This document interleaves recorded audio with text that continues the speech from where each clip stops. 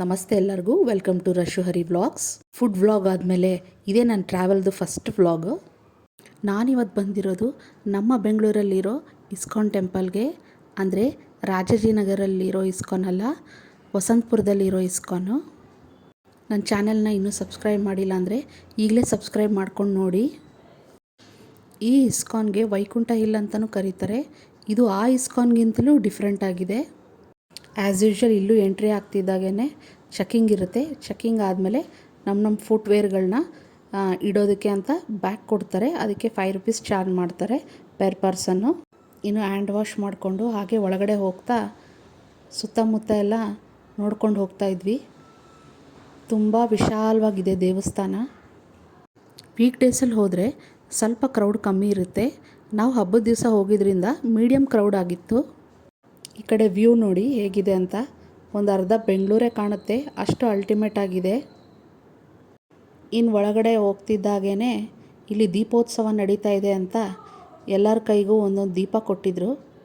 ದೀಪ ಹಚ್ಚಿ ಅಂತ ನಾವು ತಗೊಂಡು ದೀಪ ಹಚ್ಚಿ ದೇವ್ರಿಗೆ ಕೈಯಲ್ಲೇ ಇಟ್ಕೊಂಡು ಹಾಗೆ ಆರತಿ ಥರ ಮಾಡಿದೆ.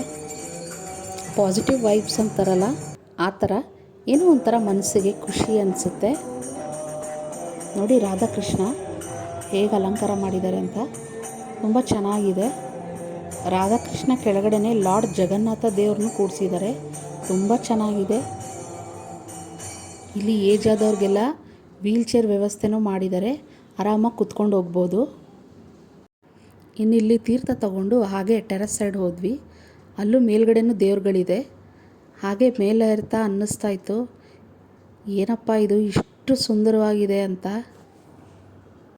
ಆವಾಗ ಅನ್ನಿಸ್ತು, ವೈಕುಂಠ ಅಂತ ಸುಮ್ಮನೆ ಏನು ಹೆಸರಿಟ್ಟಿಲ್ಲ, ನಿಜವಾಗ್ಲೂ ಹೆವೆನ್ಲಿನೇ, ಅಷ್ಟು ಚೆನ್ನಾಗಿದೆ ಇಲ್ಲಿ.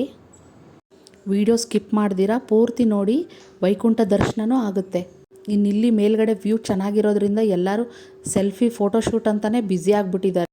ಹೊರಗಡೆಯಿಂದ ಬಂದಿರೋ ಬೇರೆ ರಾಜ್ಯದಿಂದ ಜನಗಳಿಗೆಲ್ಲ ಪರ್ಸ್ನಲ್ ಗೈಡ್ ಕೂಡ ಇದ್ದಾರೆ. ಅವರು ಗೈಡ್ ಮಾಡಿಬಿಟ್ಟು ಕರ್ಕೊಂಡೋಗಿ ಎಲ್ಲ ತೋರಿಸ್ತಾರೆ ಇಂಡಿವಿಜುವಲಾಗೆ. ನಾವು ಹೋಗಿದ್ದು ನರಕ ಚತುರ್ದಶಿ ದಿವಸ. ಅವತ್ತು ಫುಲ್ಲು ಭಜನೆ ಸಂಗೀತ ಎಲ್ಲ ಇತ್ತು. ಕೇಳೋದಕ್ಕೆ ಕಿವಿಗೆ ತುಂಬಾ ಇಂಪಾಗಿತ್ತು. ಎಲ್ಲೆಲ್ಲೂ ಸಂಗೀತದ ವಾದ್ಯನೇ ಇತ್ತು. ಇನ್ನು ಎಂಟ್ರಿ ಟಿಕೆಟು ಅಂತ ಏನೂ ಇಲ್ಲ, ಆರಾಮಾಗಿ ವೆಂಕಟರಮಣನ ದರ್ಶನ ಮಾಡ್ಬೋದು. ಇನ್ನು ಈ ದೇವಸ್ಥಾನಕ್ಕೆ ನೀವು ಬರಬೇಕು ಅಂದರೆ ಬಸ್ಸಲ್ಲಿ ಬರೋದು ಸ್ವಲ್ಪ ಕಷ್ಟನೇ. ಓನ್ ವೆಹಿಕಲ್ ಇದ್ದವ್ರಿಗೆ ಅನುಕೂಲ ಇದೆ, ಮೆಟ್ರೋಯಿಂದ ಬರ್ಬೋದು. ಡೈರೆಕ್ಟಾಗಿ ನೀವು ಯಾವ ಲೊಕೇಶನ್ನಿಂದ ಹತ್ತೀರೋ ಅಲ್ಲಿಂದನೇ ಕ್ಯಾಬ್ ಮಾಡ್ಕೊಂಡು ಬರೋದು ಬೆಸ್ಟು ಅನಿಸುತ್ತೆ ನನ್ನ ಪ್ರಕಾರ. ಇದು ಇವಾಗ ವೈಕುಂಠಕ್ಕೆ ದರ್ಶನದ ದಾರಿ.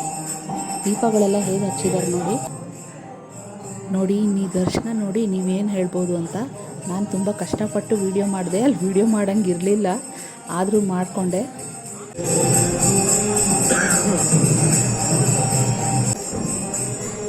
ಇನ್ನು ವೆಂಕಟರಮಣ ದರ್ಶನ ಮಾಡಿಕೊಂಡು ಇನ್ನೊಂದು ಕಡೆಯಿಂದ ಹೊರಗಡೆ ಬಂದ್ವಿ. ಇಲ್ಲಿ ಹೊರಗಡೆ ಬಂದ ತಕ್ಷಣ ಬೇರೆ ಏರಿಯಾದಲ್ಲೆಲ್ಲ ಪಟಾಕಿ ಹೊಡೆಯೋದೆಲ್ಲ ಕಾಣಿಸ್ತಾ ಇತ್ತು. ಎಲ್ಲರೂ ಅದನ್ನು ನೋಡಿ ಖುಷಿ ಪಡ್ತಾಯಿದ್ರು. ಇನ್ನು ದರ್ಶನ ಮುಗಿಸ್ಕೊಂಡು ಈ ಕಡೆ ಕೆಳಗಡೆ ಹೋಗ್ತಾ ಅಲ್ಲಿ ಧ್ಯಾನಕ್ಕೆ ಕೂತಿದ್ದಾರೆ. ಕರೀತಾರೆ, ಒಂದು 5 ನಿಮಿಷ 10 ನಿಮಿಷ ಧ್ಯಾನ ಮಾಡ್ಬೋದು. ಇಷ್ಟ ಆದರೆ ಮಾಡ್ಬೋದು, ಇಲ್ಲಾಂದರೆ ಇಲ್ಲ. ಇನ್ನು ತಿಂಡಿ ತೀರ್ಥ ಶಾಪಿಂಗು ಅಂತ ಎಲ್ಲ ಮುಗಿಸ್ಕೊಂಡ್ವಿ. ಶಾಪಿಂಗ್ ಅಂದರೆ ಅದೇ books, key chains, photo frames, ರಾಧಾಕೃಷ್ಣದು ಎಲ್ಲ. ಲಾಸ್ಟಲ್ಲಿ ಪ್ರಸಾದಂ ಕೌಂಟರ್ ಇದೆ. ಇನ್ನು ಪ್ರಸಾದ ಅಂದರೆ ಹೇಳಬೇಕಾ, ಇಸ್ಕಾನ್ ಫೇಮಸ್ ಇರೋದೇ ಆ ಪ್ರಸಾದಕ್ಕೆ.